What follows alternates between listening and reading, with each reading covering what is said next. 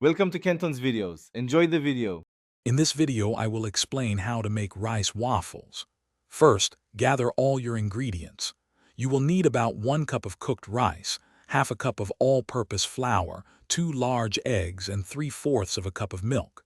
Make sure your cooked rice has cooled completely. This helps prevent a gummy texture in your waffles. Having everything ready makes the process smooth and enjoyable. Now let's create our batter. In a large bowl, whisk together your dry ingredients: half a cup of flour, 2 tablespoons of sugar, 1 teaspoon of baking powder, and a small pinch of salt. In a separate bowl, combine your wet ingredients: 2 eggs, 3/4 of a cup of milk, and 2 tablespoons of melted butter or oil.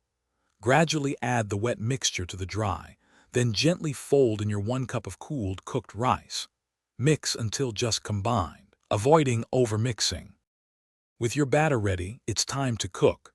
Preheat your waffle iron to a medium-high setting. While it heats, lightly grease the plates with cooking spray or a brush of melted butter to prevent sticking. Once hot, pour approximately 1/3 of a cup of batter onto each section of the waffle iron.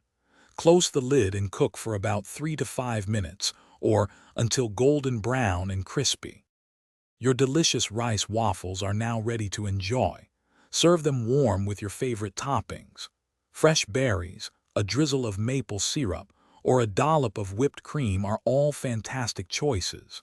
These waffles offer a unique texture that's both crispy and satisfying. For more great deals and to grab that little Tree's Black Ice air freshener, check out the link in the description below. They're perfect for a special breakfast or brunch. Thanks for watching. Consider subscribing if we helped you.